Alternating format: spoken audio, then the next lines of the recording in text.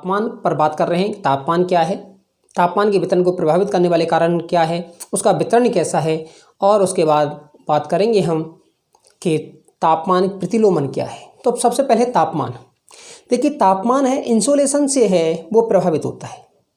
अर्थात ये कहें तापमान और इंसोलेशन अगर सूर्य ताप है एक दूसरे से अंतर संबंधित हैं। तापमान का जो हम सामान्य अर्थ लगाते हैं वायुमंडल के ताप से लगाते हैं। अर्थात वायुमंडल का वह ताप जिससे उष्णता और शीतलता, ठंडा और गर्म का आपका अनुभव होता है, वो क्या कहलाता है, आपका तापमान कहलाता है। अब तापमान को प्रभावित करने वाले कारक, सबसे पहले कारक आता है आपका अक्षांश, लैटिट्यूड।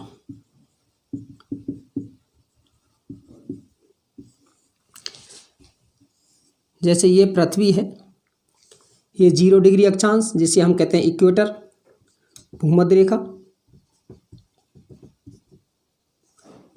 23.5, नॉर्थ जिसे हम कहते हैं ट्रॉपिक ऑफ कैंसर, कर्क रेखा, इसे हम कहते हैं नॉर्थ पोल 0 डिग्री, इसे कहते हैं साउथ पोल 0 डिग्री। यहाँ आपका 23.5 डिग्री दक्षिण अक्षांश जिसे कहते हैं मकर रेखा, ट्रॉपिक ऑफ कैप्रिकॉर्न। यहाँ हमारा मान लीजिए सन है,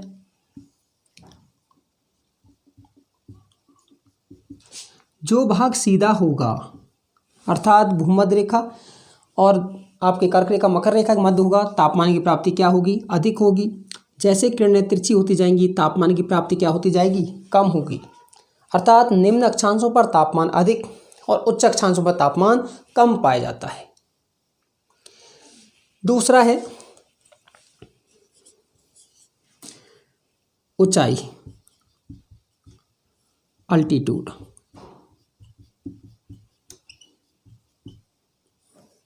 या हम कह दें अल्टीट्यूड किसके संदर्भ में है, सी लेवल के संदर्भ में। हम जैसे जैसे ऊंचाई की ओर जाते हैं वायुमंडलीय तत्व कम होते जाते हैं। गुरुत्वाकर्षण शक्ति कहाँ अधिक काम करती है, केंद्र की ओर। तो निचले वाले भाग में जब वायुमंडलीय तत्व अधिक होंगे तापमान का अवशोषण अधिक होगा, क्योंकि बाहरी गैस हैं धरातल के निचले वाले भाग में पाई जाती हैं। और जब ये सारी चीज़ें पाई जाएंगी तो तापमान कहाँ अधिक होगा, धरातल वाले भाग में। जिसका हम एग्जाम्पल लें, ऊंचाई के साथ साथ प्रति 165 मीटर की ऊंचाई पर 1 डिग्री टेम्परेचर है वो क्या हो जाता है, कम हो जाता है। या 1 किलोमीटर की ऊंचाई पर है 6.5 डिग्री टेम्परेचर है वो कम होता है, जिसे सामान्य तापपतन दर कहा जाता है। इसका एग्जाम्पल जैसे दिल्ली और शिमला को लें। दिल्ली और शिमला ऊंचाई पे कौन सा अधिक है, शिमला है, दिल्ली आपका नीचा है। अर्थात तापमान है दिल्ली में क्या होता है, अधिक।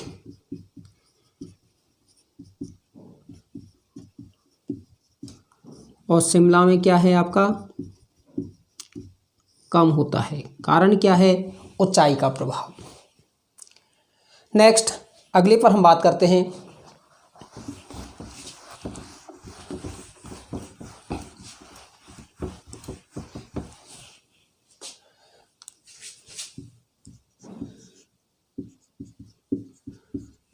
समुद्र से दूरी।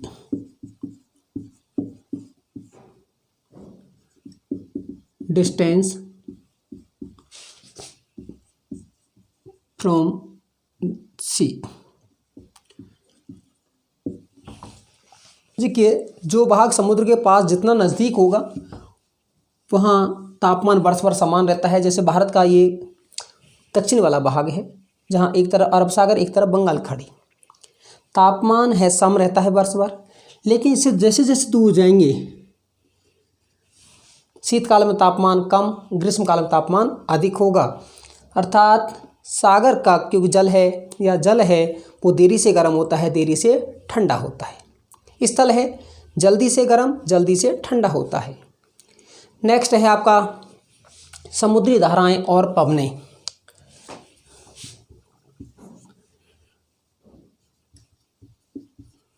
समुद्री धाराएं व पवनें।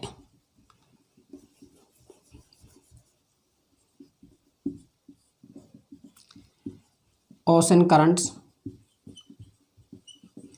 And wind. देखिए, जिन तटों के पास गर्म धाराएं चलती हैं वहाँ तापमान को बढ़ा देती हैं और जहाँ पर ठंडी धाराएं चलती हैं तापमान को कम कर देती है। जैसे यहाँ है आपका गल्फ स्ट्रीम की गर्म धारा जो अमेरिका के पूर्वी तट, यहाँ तक कि आपका इस वाले भाग को है वो आपका वर्ष भर क्या रखती हैं, गर्म रखती हैं, जिससे ये जम नहीं पाता है। जबकि इन्हीं अक्षांशों पर आपका यूरोप का तट है वो आपका जम जाता है। यदि आपका ध्रुवों की तरफ से कोई धारा आती है तो तापमान को क्या करती है, कम कर देती है। इसी तरह से जैसे आप गर्मी के दिनों लू चलती है तो भारत में तापमान बढ़ जाता है। शीतकाल में देखते हैं जब आपका बर्फबारी होती है उत्तराखंड, हिमाचल में या जम्मू में, तो यहाँ आपके पंजाब, राजस्थान, हरियाणा, उत्तर प्रदेश में तापमान क्या हो जाता है, आपका कम हो जाता है। अर्थात ठंडी पवनें हैं तापमान को कम करती हैं और गर्म पवनें हैं तापमान को बढ़ा देती हैं। नेक्स्ट है आपका पर्वतीय अवरोध।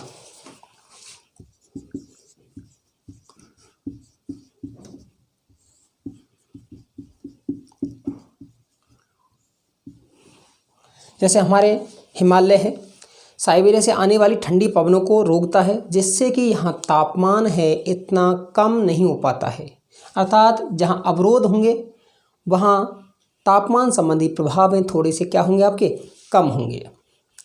नेक्स्ट है धरातल का स्वरूप या धरातल की प्रकृति आपका, कि नेचर ऑफ आपका सरफेस।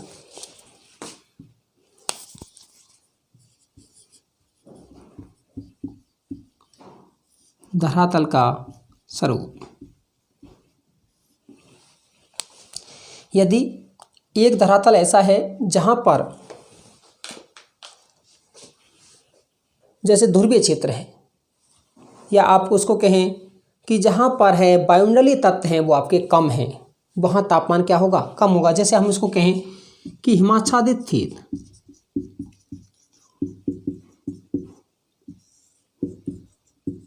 यहाँ आने वाला ताप है उसका परावर्तन क्या होता है, आपका अधिक होता है। जैसे काली वस्तु है, तापमान का एब्जॉर्ब आपका अधिक करता है। जैसे ग्रीष्म काल में देखेंगे अधिकांश लोग हैं वाइट कपड़े पहनते हैं, कारण क्या है कि तापमान का परावर्तन होता है। यदि आप ब्लैक शर्ट वगैरह पहनते हैं तो तापमान की प्राप्ति क्या होती है, अधिक होती है, आपको गर्मी लगना शुरू हो जाती है। तो आपका धरातल स्वरूप जो बर्फाच्छादित क्षेत्र है वहाँ तापमान क्या होगा, कम होगा।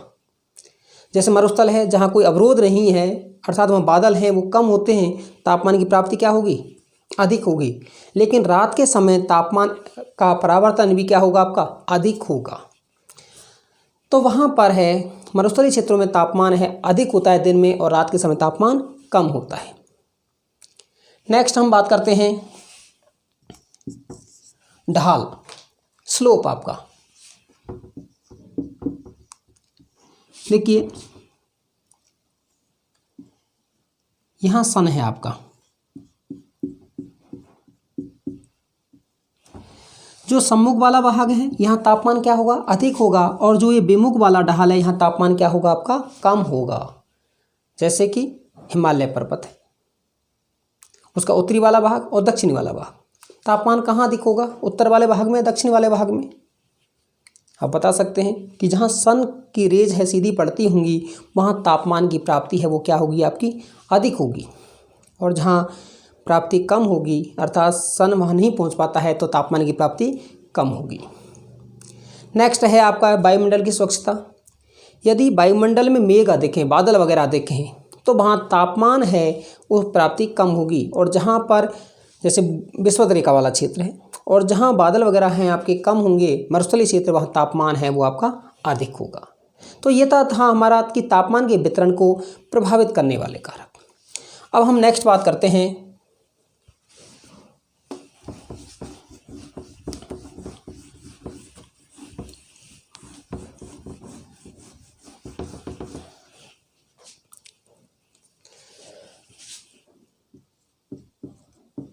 तापमान का वितरण।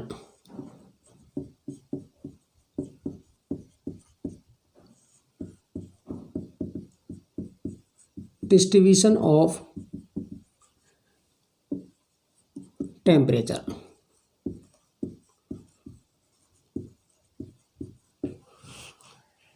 तापमान का वितरण दो तरह से होता है, एक क्षैतिज हॉरिजेंटल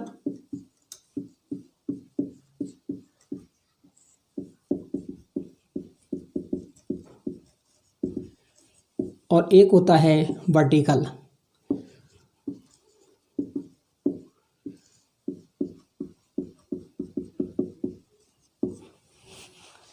देखिए क्षैतिज का मतलब है जो अक्षांश के समानांतर, जैसे अक्षांश कैसी होती है, क्षैतिज होती है, पश्चिम से पूर्व, अर्थात इसके समांतर जो पड़ने वाला ताप है वो कैसा कहलाता है, क्षैतिज।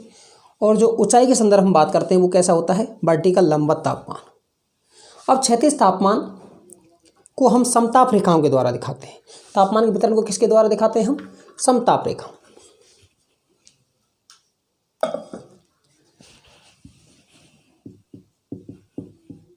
समताप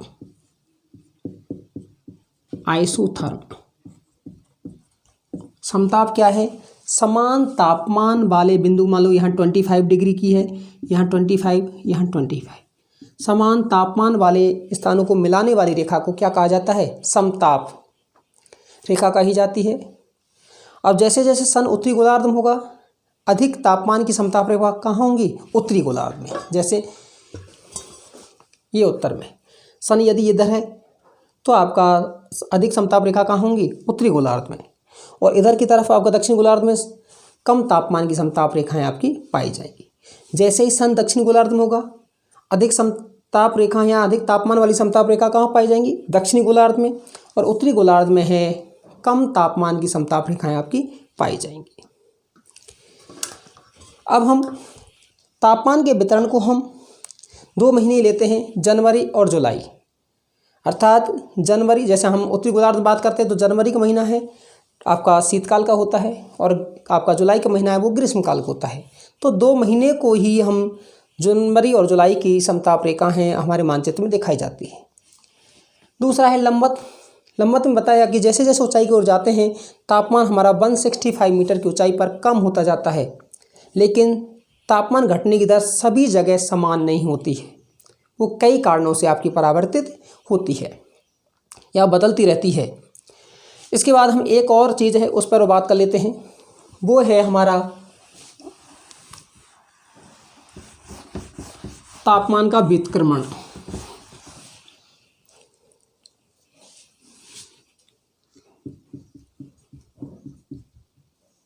तापमान का व्युत्क्रमण,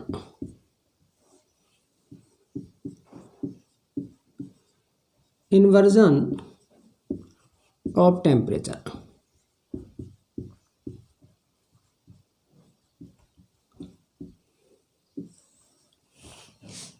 देखिए हमने पढ़ा कि जैसे जैसे ऊंचाई की ओर जाते हैं तापमान आपका कम होता जाता है, जिसे हम नॉर्मल लैप्स रेट कहते हैं, सामान्य तापपतन दर कहते हैं। लेकिन कई बार क्या होता है, ये हमारी अर्थ है, और यहाँ ऊंचाई पर जैसे चलेंगे आप, तापमान घटने के स्थान पर बढ़ जाता है। अर्थात जब ऊंचाई के साथ तापमान घटने के स्थान पर क्या होता है, बढ़ जाता है, उसे ही हम क्या कहते हैं, तापमान का व्युत्क्रमण कहते हैं, इन्वर्सन ऑफ द टेम्परेचर कहा जाता है। अब तापमान का व्युत्क्रमण होने के कारण क्या हैं, वो कई कारण हैं। जैसे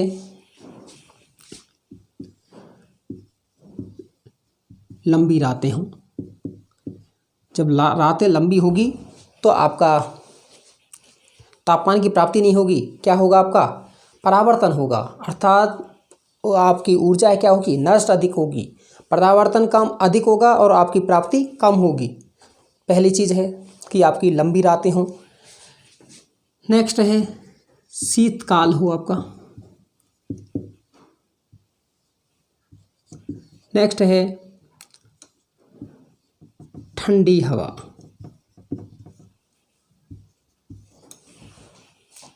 लेकिन हवाएं आपस में कन्वर्ज हैं, वो आपका नहीं करती हों। नेक्स्ट है स्वच्छ आकाश। यदि स्वच्छ आकाश होगा, मान लो बादल वगैरह होंगे, तो आपका तापमान परावर्तित नहीं हो पाएगा, और जब तापमान परावर्तित नहीं होगा तो तापमान आपका कम नहीं होगा। फिर है ढालू घाटियाँ।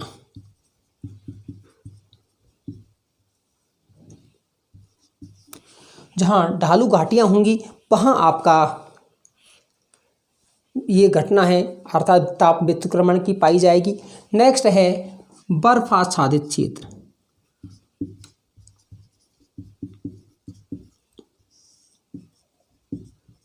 ये सारी घटना जहाँ भी होंगी, चाहे ये घटना भी हो, वहाँ ताप व्यतिक्रमण है वो आपका पाया जाता है। जैसे ये घटनाएं आपकी खासकर है पर्वतीय क्षेत्रों में अधिक होती हैं।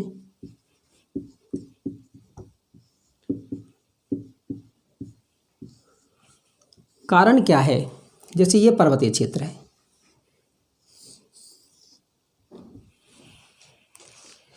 अब जो यहाँ ये पर्वतीय क्षेत्र है, इस वाले भाग में है ये घाटी आपका,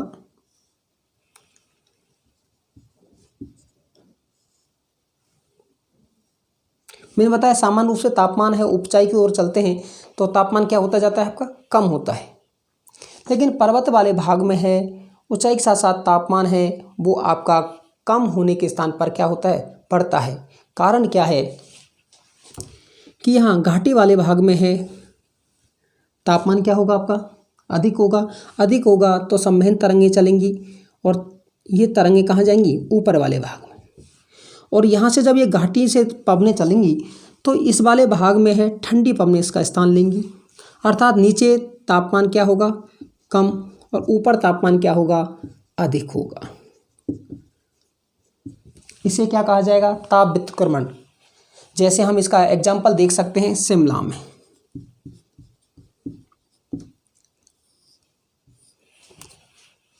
यही कारण है जैसे जो पर्वतीय क्षेत्र हैं, जैसे आप हिमाचल है, जम्मू कश्मीर है, जहाँ सेब के बागान पाए जाते हैं, वो निचले वाले भाग में ना लगा कर कहाँ लगाते हैं, ऊंचे वाले भाग में। कारण क्या है कि वहाँ तापमान अधिक होता है। हमने महसूस किया मनाली में, आपका मनाली में है जो निचला वाला भाग है वहाँ आपका रात के समय शीतकाल में है आपकी सर्दियाँ हैं अधिक होती हैं, अर्थात अधिक ठंड होती है, जबकि ऊंचाई वाले भाग में ठंड आपकी कम होती है। कारण क्या है, वहाँ पर तापमान का व्यतिक्रमण का पाए जाना। ये हमारा कि भाई किस तरह से हमने बात आज की कि भाई तापमान क्या है, तापमान को वितरण को प्रभावित करने वाले कौन कौन से कारक हैं, व्यतिक्रमण क्या है, उन सारी चीज़ों पर है। आपको कैसा लगा? आप आपके समग्र क्लास के YouTube चैनल को लाइक शेयर सब्सक्राइब करना है वो ना भूलें, और कोई आपका सजेशन है वो आपको ज़रूर बताइएगा। धन्यवाद।